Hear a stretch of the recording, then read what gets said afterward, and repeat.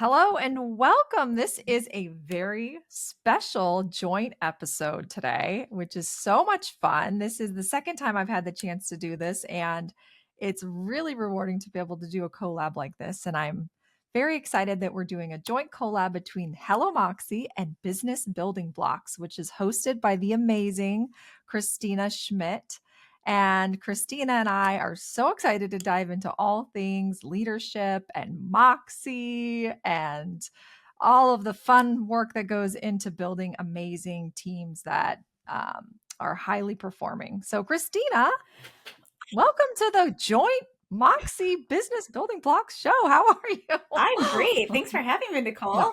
I'm super excited to be Yeah. on the Moxie podcast, and then I'm super excited to have you part of the Business Building Blocks podcast. I Mm. know you've got so much to share and so much to help my listeners, and I hope I can do the same for yours. So this is my first collab adventure, so I'm looking forward to it.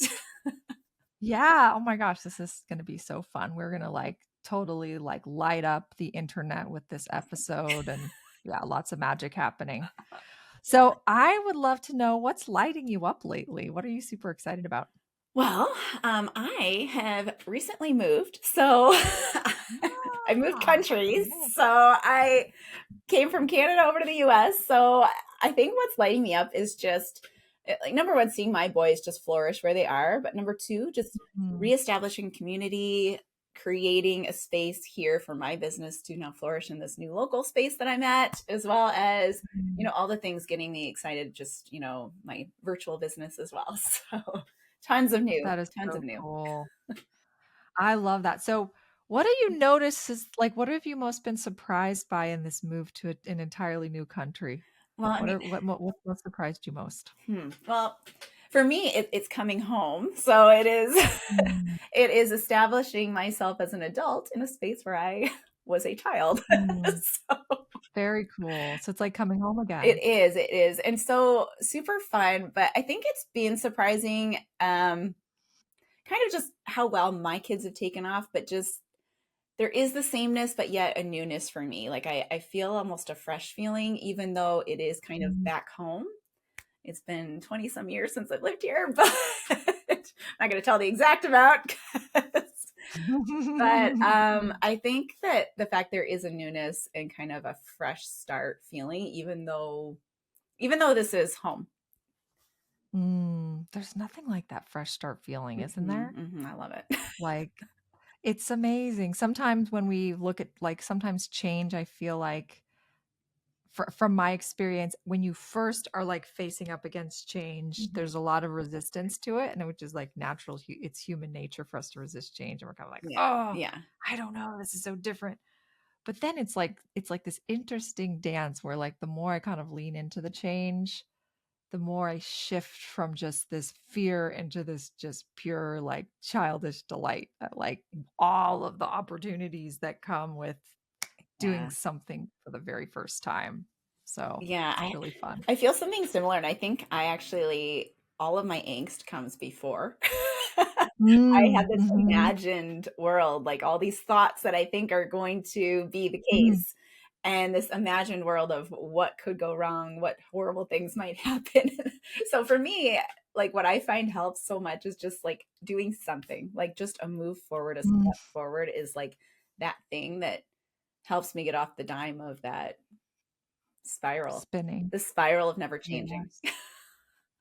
So true. You're so right. It's like taking those small steps, and each step you take is just informing the next one, and it builds confidence along the way Mhm. that, I got this, I can handle this change. Yes, Very, absolutely. very cool. Sometimes you need a Oh, that's reminder. awesome.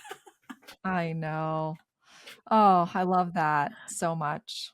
Yeah, I'm super jazzed right now because I just got back from this whirlwind little mini trip with my kids for their fall break. Mhm. And we went down to Orlando for Universal to go see the new park. And I think what's lighting me up right now is just this sense of wonder of Mm, there was so much wonder seeing some of the Mario Land for the first time and going on the rides. And I don't know, I think as adults, it's so great sometimes to just let ourselves experience wonder. We're mhm. like in and how can we build more of that into our like day-to-day lives. I don't know. I love that. Absolutely. No, I agree with you. Like, I feel like, they always use the, take time to smell the roses, right?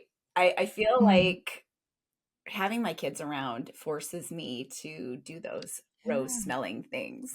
Like, normally Yeah. when I'm walking from one place to another, I'm just walking and I'm walking at a breakneck speed, because probably late.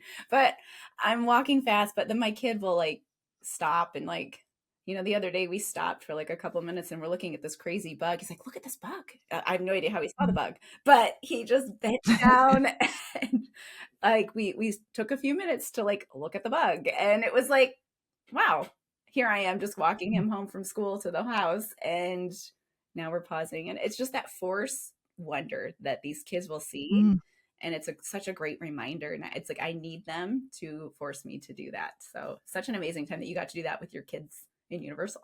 yeah. Oh, that's true. It's like something about their curiosity. Mhm. Like you Mhm. mentioned how he was so curious about the bug. Mhm. And my daughter too, she's 10 and she's just like peppering me with questions all the time. And her curiosity lights up my Yeah, curiosity because a lot of times she asks me questions I don't know the answer to. And I'm like, let me find this out for you. I'm not sure. exactly. Oh, And it's really quite fun. So, so mm. fun. Well, you and I have this like shared journey as being under women in underrepresented industries, specifically in manufacturing. I've worked many years in the manufacturing space, and I know you've like your whole career you've been in manufacturing pretty much. Basically, yes. Yeah. Yeah. Yeah. I would yeah, I would love to know kind of what's your experience been as a woman in manufacturing? Like what's it been like for you? Highs, lows, loves, challenges. Tell us about it. So sometimes I think I'm not officially in manufacturing anymore, which is kind of wonderful, Mhm. kind of, not as wonderful, because I loved it. I did like it. I loved machines and watching things work and seeing how things are made. And so that part was exciting to me. My background being engineering, there was something that got me into that from the get-go. Um, but a lot of times I would forget that I was the only female Mm. until there was random times it became extremely obvious, like when I'm in a room with a bunch of, I was in my 20s as a leader and I'm very short in stature and being in a bunch of middle-aged, very tall men and you realize you're at their elbow level and you're like, okay, there is a level of intimidation that you feel when there's that giant people around you sort of feeling. And sometimes I know I would let that overcome me. So I think that there was like some greatness that sometimes I felt like this like mighty little person, and other times I'd feel like this meek little mouse that wasn't so mighty anymore Mm. when I would let like those sorts of things kind of get in my head. So there's definitely like a love hate for it.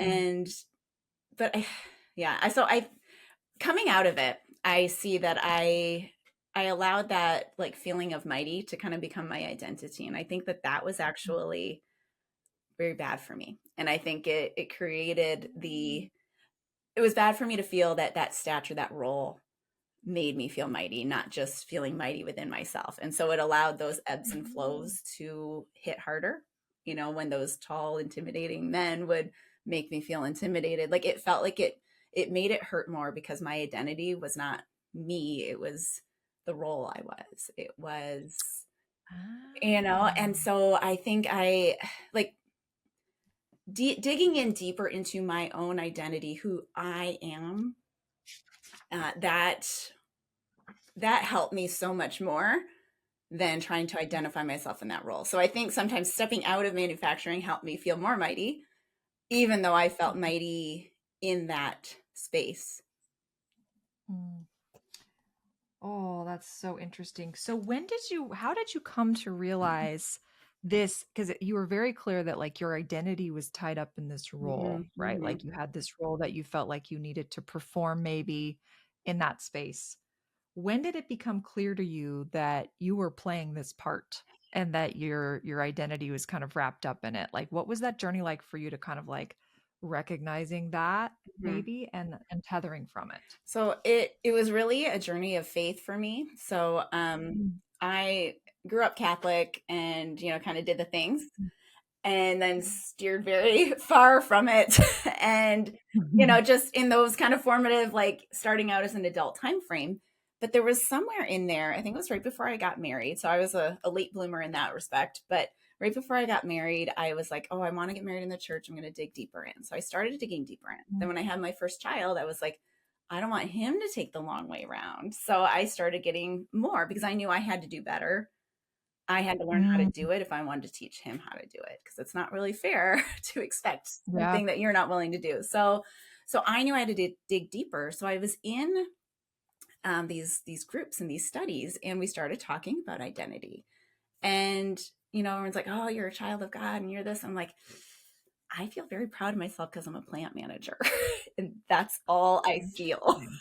And it was like, oh gosh. And it took so long to like unwrap that for myself. And I still sometimes feel like even as like now I'm wrapped myself into, I'm a business owner. So I still try to latch on to that thing that is there. And Mhm. even when I started my business, I was like, it felt a loss of saying, I'm not a plant manager anymore. That felt like a loss. So it was many years, probably still doing it, to journey for me to be able to kind of see it and then start to detach that part of me and start really understanding this is me, Mm, and all my nooks and crannies and wonderful and horrible all together is me, and that's how I'm made, and mm, that's what's meant to be out there. That's how I'm meant to help people. I love that. That's so beautiful. What is it that you love, or what have you come to learn about the you-ness that you bring to your business now that you're just like, you feel like you're just so you that maybe you might have missed before? Well, I think I like the big part is like this energy and like lightness that I Mm, bring, where I literally had a boss tell me, you might be like too light and too fun and mm, having, too much, like all this stuff I was too mm, much of, like too nice, too helpful, too. And I was like, mm, so all being able to kind of say, like, oh, that's me. And that need to help and that need to be energetic and bring a lightness to a very hard situation, like that is what makes me good at what I do, not the detriment. Like it felt like. So the weaknesses, I guess you could say, that really like are really now my strengths, are really what I'm meant to be using in life. So Oh, I love this so much. So I think the challenge is like I just wrote about this on LinkedIn is that when you're in a space where your natural gifts maybe aren't as prevalent mm-hmm. or aren't as common, um, and in your case, like your natural gift for positivity and for leading with heart, maybe those weren't things that were as common or as prevalent, which is what people are used to in that setting, right? They're used to someone who's a Mm-hmm. little bit more analytical, a little bit more logical, more hard nosed. That's kind of like that's traditionally, right? Yes. How the manufacturing space works. And so Mm-hmm. when someone comes in and kind of like brings this different kind of energy, Mm-hmm. it can feel disorienting for other people and for you too, because you're like, how do I fit in with all of this? I'm like, I felt like that myself too. Like, I very much felt like I was like I've always been very conceptual, very positive, very like visionary, always like anytime I'm working with a manufacturing client, I was always come in and be like, look at all these things we can do. Look at how we can build this and how we can change this and we can improve this and I can see it. Yes, I And would it have would loved you. take oh my gosh. And it was like I was pulling teeth and they Yes. just couldn't like they were just like wait a second, but this is our process and this is how we've always done it this way and this is Mm-hmm. what's worked for us. And so for a long time, it just felt like I similar to you, like the gifts that I had, I felt like I had to shift them a little bit so that Yeah. I would kind of like subdue those parts of me and let go of the visionary side of me and Mm-hmm. just accept and move more into this part of myself that just was so not me Yep. that I was miserable. I was Yes. miserable. Yes. Yeah. Yeah. So I can very much relate to that. Yeah, Yeah. absolutely. I know. I felt very blessed like a couple of years after I left and I started doing this work. I found the 6 types of working genius, and I was able to put a Mm, name to the things that were those things that I was trying to force myself to do versus like my geniuses, the areas where I was meant to mm, do it. So it was almost freeing to and guilt releasing to like find this to name those things and to say that's not a character flaw that I didn't enjoy that. mm. It's not a character flaw. It is how I'm made. And Yeah. of course I was miserable. Of Yeah. course. Like for And you, isn't it a oh, go ahead. yeah. I was gonna say, isn't it amazing how when you start to lean into those things, your Mhm. world just opens? Mhm. Your world just opens. Yeah, totally. Tell me more about this working genius. I love Pat Lencioni, who's the creator of this Mhm. framework, and I love his books. He's written some really wonderful I love the way he writes too in this, like, fable allegory kind of Exactly. You can read it and it's it's so really great. fast. Yes. Tell me more about how you use this in the work that you do and maybe what you learned about your working genius and how you've seen that shift other leaders when they start to uncover their own working genius. So essentially the 6 types of working genius, it's a model and it's designed on the 6 steps of work. And it's any type Mm, of work, like planning a family vacation or launching a new program. It's, any sort of work that you might do. And there are 6 stages, and we are all naturally gifted in 2 of them and mm, naturally ungifted or frustrated by 2. And then there's 2 that we could get leave or take. And if we had to do them forever, we would just be totally worn out. So when you look at like burnout, a lot of times it's because you're functioning either in a frustration all the time or you're functioning too much in a competency versus a mm, genius. So mhm, the way I use it is I start there with leaders because for leaders, it's so important for them to understand themselves. And this is such a quick and almost instantaneous glimpse into yourself.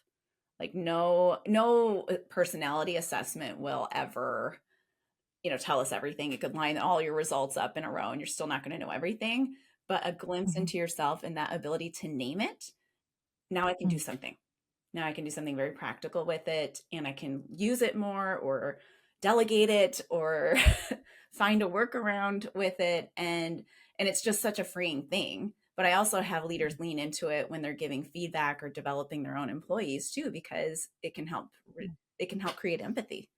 When Totally. yeah, when you're super frustrated because somebody can't get their assignments in on time and then you realize they're lacking, like they're very low in tenacity, that is a challenge and it will always be a challenge for them. And when you can help them with that and say, okay, I know this is hard. How can we make it work for you? How can we partner with you? How can I check in with you more? How can we sandwich your tasks together so you're not so frustrated with it? Like, what do we need to do? And you can put solutions in place because now you're not thinking it's a character flaw. So Yes. I love this so much. And also too, like then you start to think about, okay, well, what are their areas of genius and how can I potentially position them to be doing more of those things? exactly. Which is beautiful. So similar to this framework, I love Strengths Finder, and it's Mm. like one of the core parts of the Moxie Method. Our Mhm. stage 2 is all about we call it the spark. And it's all about curiosity and leaning into your strengths, Mhm. uncovering what your strengths are and leaning into like what are you naturally curious about? Mhm. Where do you find that you get what lights you up?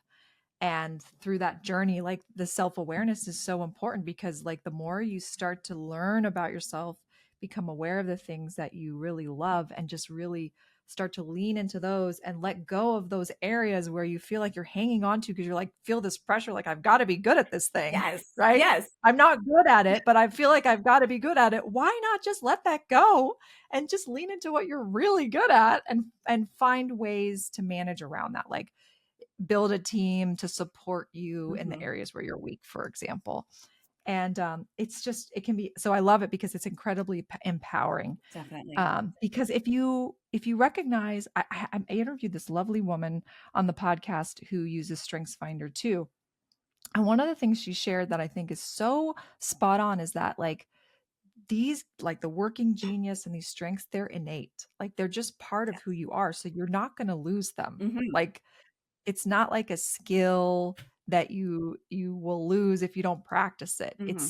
And because it's an innate ability or an innate genius that you have, you're not going to lose it. And I think that knowledge builds confidence because you're like, this is just who I am. And Hmm. so if I show up more this way, there's no pressure. I could just, you know what I mean? Like, I don't know. Absolutely. It feels Yes. like It very empowering. absolutely it is. And in terms of, this might appeal to all the manufacturers that listen, it's so much more productive too. When everyone can Mm, function in those top strengths or those top geniuses, they're more productive and they're happier mm, and they're empowered, to use a buzzword here. They're mhm, empowered, but they want to do it and they want to do well and they're very capable of doing well. And if you're looking for efficiencies in the workplace, getting people operating in those top strengths and top geniuses, that's where it's at. And that's where mm. they're so beneficial. I love it. So Mm, wonderful transition. I would love to hear more about the Moxie Method. So can you tell us a mm. bit about the Moxie Method?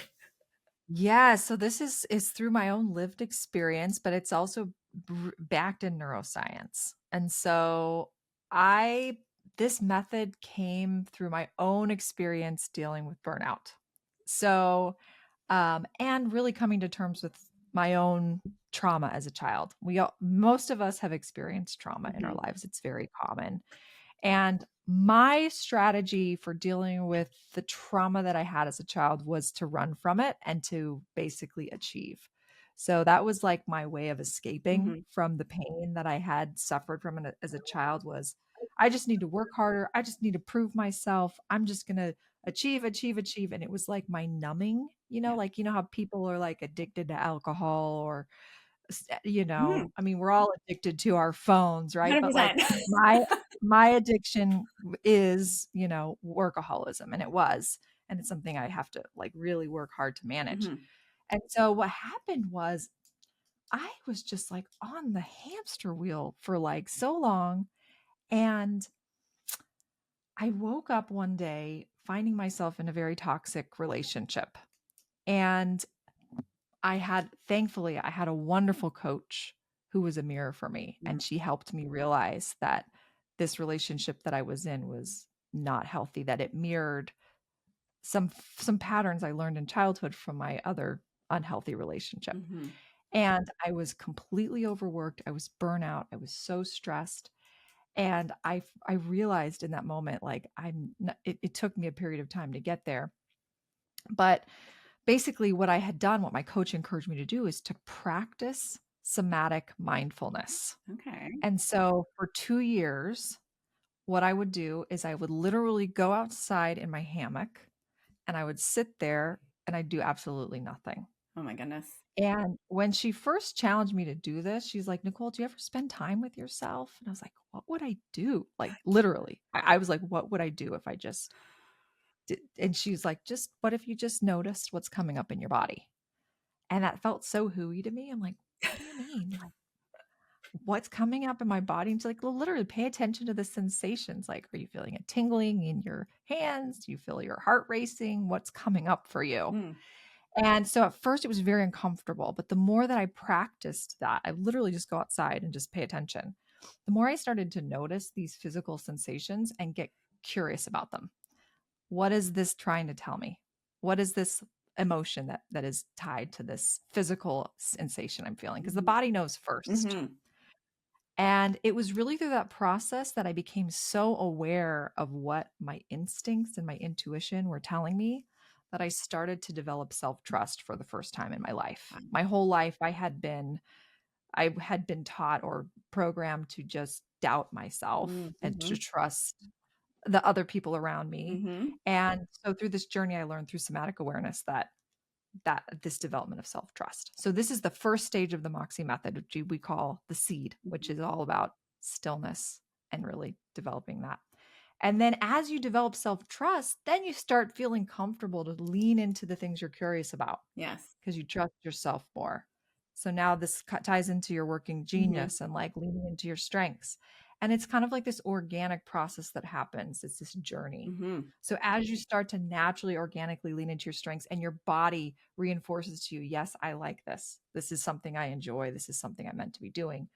you naturally start stepping into more uncomfortable situations Oh, yeah. because you trust yourself to move through them and you're leaning into your strengths. Mm. And so Mhm. it's like you can feel the discomfort, but you know that this is congruent with who I am, what I need to do. So you naturally step into discomfort, which is the third stage we call the sprout, which is stepping into fear. And as you step into fear, you are naturally going to use your voice more, whatever way that is, whether you're a public speaker, whether you're an engineer, whether Mhm. you're a writer, whatever your gifts are, Mhm. as you step into fear and these uncomfortable situations, you're going to stretch yourself. You're going to be speaking up more, using your voice. And then as you use your voice more, then you enter stage 5 organically, which we call shine, which is all about mentorship and giving back and legacy. And so as you move into this shine stage, people start to follow you Mhm. and you start attracting people and becoming a mentor to other people and helping them along the way.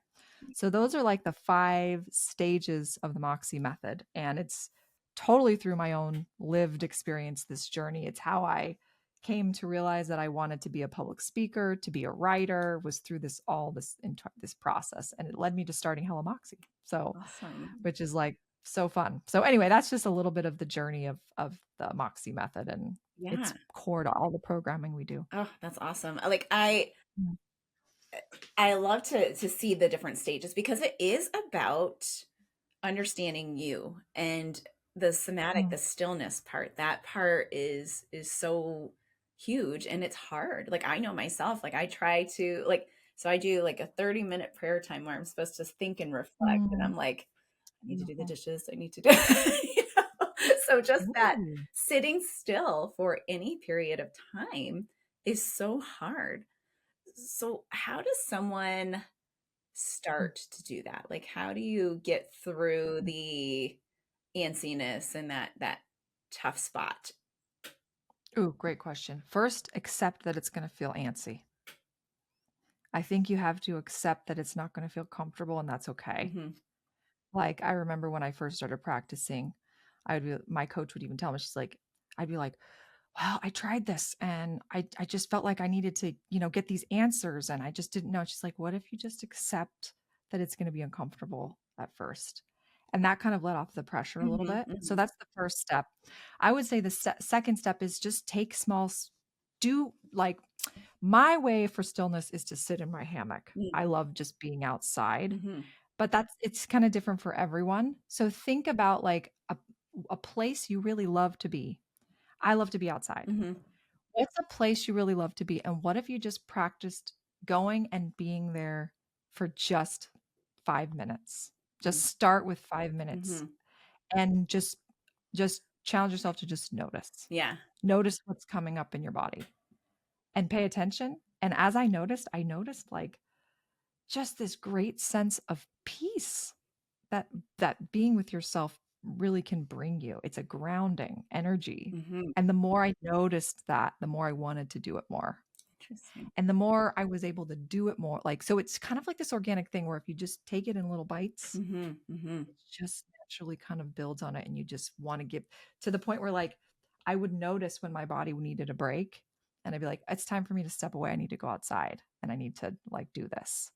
And it just kind of like the more you listen, Yeah. the more it easier it gets, that kind of thing. Yeah. But that's what I would say is accept it's going to be uncomfortable and start in small doses. Okay. How Yeah. long like is there a goal amount of time that you should be aiming for? Ooh. Oh, that's another great question. No. So like that's the thing. So for me, it just depends on the day. And it depends on it's very much like what is your body telling you that it needs. So there would be sometimes I'd go sit in my hammock and I'd be out there for 10 minutes and that would be all that I needed. Mhm. There would be other times I'd go out there and I would sit there for literally 2 hours. Wow.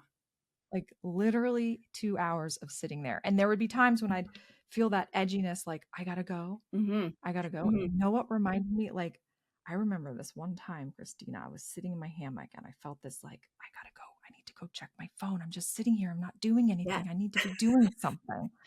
This is not productive. And I had this moment where I remembered in my mind holding my daughter when she was an infant. And I remember holding her and I'd rock her to sleep. Mhm. And she was doing like, I had this moment where I remembered how much I loved her. Like the love that I have for her just like filled me. And I remembered that she didn't have to do anything for me to love her. Mhm. I just loved her. Mhm. And I could just remember holding her and just loving her. And that's what I needed. I needed this kind of like self-validation to know like, it's okay. You don't need to do anything. I still love you, even if you're going to sit in this hammock. You're enough right here. And that's what I needed. Yeah. So I think it's different for everyone and it varies, but like that's been my experience. Mhm. Yeah. Mhm. Now, a lot of people don't start there. Mm, So yeah. what happens when people try to do the shining part, like the steps 3, Mm. 4, and 5, without starting there? So good. It's so that you hit the nail on the head. It's so foundational to everything. Like if you tried to jump in and step into fear without really truly knowing what it is that your intuition is screaming at you, you are going to feel pressure, you're going to feel burnout, you're not going to feel congruent with who you are. I tried it that way for Mhm. many years. Mhm. I would just push. I'd try all the advice, the practical advice like, okay, these are what the gurus say that you need to be doing in order to be successful, right? Yep. And I did all those things and I ignored what my body was telling me and I was very successful on the outside looking in, picture perfect, financially successful. My business grew 4 times, like you would be like she is like just crushing life. Yeah. But I was not happy. I was like so not happy. So if you don't start with the foundational element, your body is going to be you're going to be burnout. Which means how's that going to show up? For me, it showed up as constantly feeling overwhelmed, Mhm. constantly feeling like I needed to manage everyone else's feelings and emotions around me Mhm. instead of my own. Um, Getting really, really anxious about work Yep. all the time, feeling like every time I'd shut my computer, I'd be on edge. So it's like these bodily feelings, like my heart would be racing, I'd be feeling on edge, I'd be ruminating, I'd be anxious. And so now what happens is because I know myself more. I mean, I'm not perfect at it obviously. It's not like I don't ever feel Yeah. anxious, right? But now if I feel anxious, instead of leaning into, okay, I need to do more, then I know I need to step back and slow down. So now it's like I can listen to these signals that I was ignoring for so long and pay attention to them before it gets to this point of like Yeah. overwhelming stress and burnout, if that makes sense. Yeah, totally. And you do start to recognize, like, I know for myself, I start recognizing stress things in myself. Like, I actually get very clumsy when I'm stressed. Oh, I start interesting. dropping things, and then typically before I noticed it, it would escalate my frustration. So, and then I would get more Oh, stressed and more anxious. And now that like I recognize it, I can say uh-huh. and laugh and just say, it's just that, and just and it's Yeah. amazing how that awareness level and that being able to catch yourself before you go over the edge is so helpful. But yeah, I Totally. digress. No, that's so interesting. Yeah, like the clumsy thing. Yeah. I think when I get really stressed, I get ruminating like in my head. It Mm-hmm. gets in this loop and then I notice and I'm like, I'm in my head and I'm not in my body. Yes. And so Yes. that's how it shows up for me where I'm like physically it's difficult for me to be present in the moment and feeling all of the sensations. Uh-huh. So that's usually a signal for me where I'm like, okay, it's time to ground myself. I need to go out and I actually need to touch something. Yeah, that's awesome. Yeah. So, Anyway. what do you say to people that say, I just don't have time for that? I'm in manufacturing. The world doesn't stop. I can't turn my phone off and I can't be away. I would challenge anyone to look at their screen time on their phone, Ooh. honestly. Look at your screen time on your phone, and if I would bet my bottom dollar that most people listening spend at least 1 hour scrolling on their phones every day. Mm-hmm. At Mm-hmm. least Easily. 1 hour. What if you just took 5 minutes of that 1 hour scroll time. Mm-hmm. That's like truly, that's just start with 5 minutes Yes. and notice how you feel when you take that 5 minutes after you're done versus how you feel after you've scrolled for 5 minutes. Notice the difference. There is a difference. I could see that. I could see that. Yeah. Yeah, definitely. Definitely a quiet, just more relaxing. It's like Yeah. when you turn the have you ever like if you cook with the fan on with over the stove? Yes. When I finally turn that off and it's just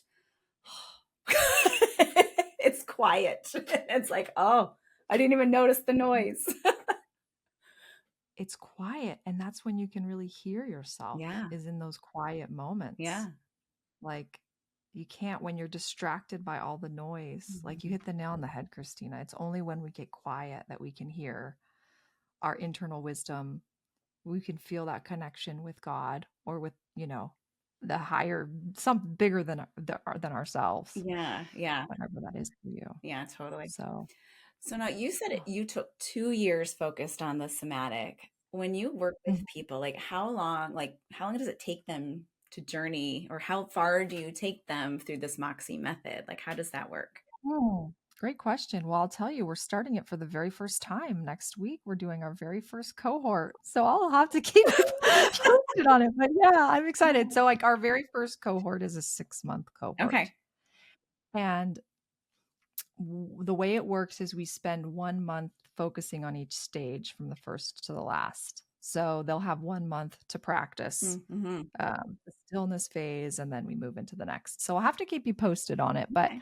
I think it's something that needs to be a habit. Yes. Like, it can't be something where you're just going to do it once a week. Mm-hmm. How can you make this into your everyday routine of being? And that's really when you'll start to see the impact. It's like the small moments that you take to do it. It's better to do it even just for 5 minutes a day than just do it once a week for, you Yeah. know, Yeah. half an hour or whatever. Yeah. Well, So, a lot of that work, like I know for myself, for my faith base, like my spiritual habits are habits. And that is just mm, what keeps me grounded and keeps me where I'm meant yeah. to be versus all over the place Mm, for anybody watching yeah. it. I use a lot of hand Yeah. signals. She's got so much moxie. Oh yeah. That, Oh, man. yeah, that's cool I've though. Yeah, it's been quite the journey, but it's totally changed my life, and Mhm. I look at myself now and how I show up and the just, awareness and empathy that I have for myself that I didn't have for myself before, that really bleeds itself out Mhm. around me. Mhm. Mhm. And, I couldn't imagine going back. Like, it's just been really wonderful. So, Amazing. anyway, well, I would love to know from you, who is, like, a woman in history you admire, Kristina? So Who do you love? I actually would like to it's somebody I admire who is close to me. So she's not in history, Mm. but Mhm. Yeah. she helped kind of kickstart me into my journey. And it's my friend Laura. She just her I would say her moxie, her ability to just Mm. invite people. Like she seems this very, quiet and not just reserved, Mhm. but her ability to just stand up for what she believes in and to invite others to Mm. come with her and to just bring them along. Like she brings so many people along with her to so many things and through so many Mm. journeys and through so many like life-changing things. Like she was huge for me and I love to like go back to her and be like, so what's about this thing? What do I do with this thing? And so she's just Mm. been just a huge journey kicker offer for me, I guess you could say. Journey kicker offer, that's amazing. Tell me, what's, like, one journey that she helped you kick off? So honestly, it was my whole like faith journey. Like I met her. Mm. So I kind of started getting back into my faith before I got married because I didn't want to be one of Mhm. those people that just gets married in the church and then like takes off again. So I was like, I'm gonna just do Mhm. this thing. But I met her when I was about to get my first son baptized, and we Wow. just connected. She just has this ability to connect and to just, where you just feel like she's like, oh, she's just very I don't know, just very much with me. And she invited me to join this other thing, is this alpha program, and that helped me to get deeper. And then she invited me to go do more. And then she just kept inviting me to places. And it just, her Mm, invites and like my ability to build community around, like within those invites, helped me continue on my journey. And that's kind of where I saw that I was very attached to my plant manager role, mm. and Yeah. my I'm a girl in this non-girl Yeah. industry kind of pride almost. And I was able to kind of see that. And so it, like, that start to all of this, it gave me the guts to walk away from a paying job and start a business on my own, and do some of these things. And it's just been such a beautiful, like, she's an example, but she's an inviter too, so she kind of kicks you off that dime a bit. So, I love that. She's like your courage she companion. she is, Yeah. yeah. What's her name? Remind me her Laura name. Lee. Laura. Laura. Hmm. I loved what you shared about how it was very clear as you were describing your friendship with her that she made you feel safe and seen and that you belonged and Yes. she wanted you to be part of everything that she was doing. Hmm. And through that experience you kind of were able to build the courage to kind of take some of these big, very aligned steps to start your own business. Hmm. And that's really powerful. What do you hope that you can pass on to other women that she has really helped you find in yourself? I think I think it's that ability to just have faith that it's, like, if you're given that inkling to want to do it, just do it. Like, something Mm, is there that's pushing you to do it, and you should just do it. And that confidence that to just go. So, I love that. The confidence to just go. Very cool. That's such a like drop the mic moment. We all need more confidence to just we go do. We sometimes, you do. know? I should probably call her because I feel like I need some confidence to go with a couple things.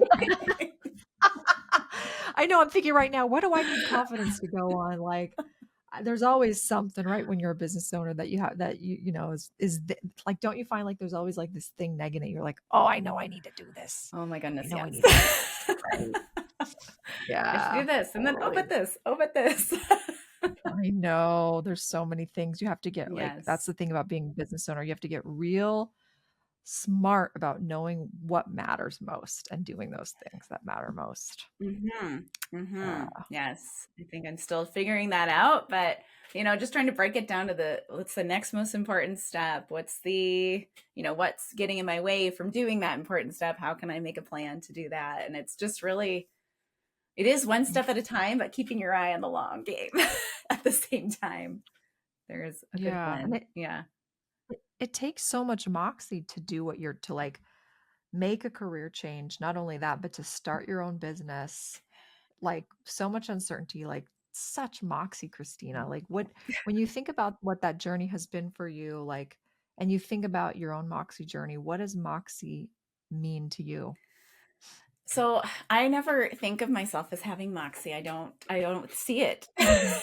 But when I hear the I word, do. I think when I look back, I'm like, I guess I've done okay. I guess. Mhm. But when I think about the word moxie, it just makes me think of like those old movies and the black and white Mm. movies, and like the woman who's just, like, of course I'm gonna do it. Like the low talk and like, you know, like, Yes, like a oh, little bit of the gravelly voice. yes, and like She's got moxie. exactly, and the right thing to say, and did you ever watch the movie The Holiday?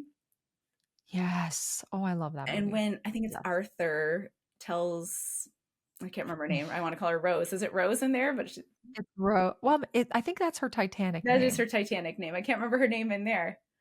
I can't either, Rose, anyway. but let's pretend it's Rose. Yeah, We all know it's Kate Kate Winslet. We Winslet, love her. yes. When he tells her, "You're never playing the leading lady in your own Mm, life," and I feel yeah. like I've always felt that, and I was like, "Oh, I'm so Rose or Kate Winslet." in that. And so that's why I think I never thought I had moxie. But then when I take a step back and I look at the crazy journeys that I've had through life, and just even the last I'm going to say 6 years of my life, crazy Mm. journeys. Like starting the business, changing the business, moving countries and redoing the business. It's like, Yeah. it's a lot of stuff. So I guess I have some moxie. I would say so. If you're willing to move countries, move your business, well, start a business, move countries, and move your business. Mm-hmm, mm-hmm. That takes a lot of moxie, girl. A lot of courage. Yeah, yeah. Yeah, a lot of grit. Cool. I'll be the leading lady in my life soon. You are the yeah, I see. You are the leading lady. I love that line in that movie, though. That movie's is such great writing. It's written by Nancy Meyer, who did a lot of those rom-coms back in the day, and Oh, okay. she was a great writer. Yeah, Uh-huh, so many uh-huh. great lines. I love that part of the movie when Rose, we're gonna call her Rose, when her like total toxic guy comes across and shows up at the door, Yes. and she shuts the door up and she said something about like, I finally got gumption. And I Yes. just love that part. I'm like, that's another Moxie moment. Gumption. Like Yes. gumption is such a great word. Yeah. Love Like, it. I love it. Love it. yeah. Mm. Now you're making me want to watch that movie again. Well, hey, we're 'tis the season, right? I know it is. My daughter's been on a big Sandra Bullock kick. She Oh, wants to watch every Sandra Bullock movie these days. okay. So we watched Practical Magic the other day, which was perfect for before Halloween. Yeah. And yeah, I don't know if I've anyway, seen that one. I'll have to check it out. it's cute. So anyway, well, thank you for coming on, Thank Kristina. It's you. been so great to do this joint episode. What should we leave our listeners with? What should we do? Oh, I don't know. We should have talked about that at the beginning. Oh. Oh my. We could yeah, we should invite you should invite them. We can invite them to take the Working Genius. That's a Yes, good yes, that would be a yes. good Let's yeah. definitely, Yeah. if you're interested in seeing where your geniuses are and having a very Mhm. simple and very practical way to just see where your god-given skills are, then take this. It's a 10-minute assessment, and you can find it on my website, which is Kristina Schmitt, KristinaSchmitt.ca, or you can go right to the Working Genius website, just workinggenius.com, and just grab it. Either place is the same. Mm. So, Yes. You know, I think I took that during COVID and I need to take it again. I need to refresh myself. Yeah, yeah. I'll do Well, it. if you can find your results, they shouldn't change because they're innate. Mhm. So it Yes, is. this is a good point. Yes, yes. My guess is you have an I in there somewhere. Yeah. That sounds right. Yeah, That sounds maybe a right. What's an I? W, invention, Yeah, that sounds about right. maybe some Mhm. galvanizing or discernment. I'm not sure which one. Wow, I'm gonna take it. I'm gonna report back and see I how want to know. good you are at I'm guessing. ED. I'm ED if that helps. You're a ED, Yeah, it's okay. enablement and discernment. Oh, that sounds right for you, I for love to sure. help, and I can't help myself. So before so what did have are you like have you taken the Enneagram or the Myers-Briggs or the DISC? I've done. I haven't done Enneagram, but I've done Myers Briggs, DISC, Strengths Finder, like all of. I've done Oh, okay. all of So what's your those. Myers-Briggs? I What's your am Myers-Briggs? ENFP. Me too! Well, no wonder we get along so well. Right on! Oh my gosh, we're twinners. That's so cool. So you're an Awesome. ENFP. So extroverted, intuition, feeling, and perceiving, right? Yeah. So cool. Yes. And so Yes. then what's your disc? Your disc must be like an I. It's an I. Yeah. Yeah. I can never remember. It all kind of blends, but definitely the I is my upper one. And Mhm. then there's an SC kind of blend. Cool. Yeah. Oh, that's Yeah. cool. Very What cool. about your strength finder? I never remember all of them, but I know there's like connectedness Mm. and there's like four of them in like the people category, and then there's strategy. It's like I only know the Mm, top five. yeah, I only know the top five, but it's like a lot of that makes sense. relationship, I think, a relationship builder. Mhm. And I can't remember the rest of them. That's okay. I put you on the spot. I know, I I definitely put know. you I on the never spot with remember that. them. That's my struggle. There's too many letters, too many words. Keep it simple. Oh, what a delight. 2 NFPs on the same call. So much Exactly. fluffy bunniness I love it. energy I love it. coming through. Yeah. Can you tell everybody about your Moxie course that's starting and how they can get Yes. involved? Okay. So our Moxie course starts, well, by the time this airs, it will have been long past, Oh, but we have ongoing live mentorship events that we have scheduled every other month that we promote on LinkedIn. And what we do is we bring in a panel of mentors who will come and basically take anonymous questions from listeners and give mentorship advice. oh my goodness. So we had our first one last month and it was brilliant. Like the questions people came with were insane. So those are free events that you can just to get involved and learn, experience and get some free support. So those are happening Oh, every other month. You can find me on LinkedIn to learn more about those. excellent. And we have our own community too, and we've got lots coming up, lots in the motions. We've got a 15-day challenge course that's also something you Oh, can get access to. That's our 15-day Moxie challenge where oh, you can get a taste for what I just walked through today and you can practice. So amazing. yeah. So many ways to get your Moxie going. Right. Yes. Very cool. Well, this has been so It fun. has been. Yeah. I can't wait.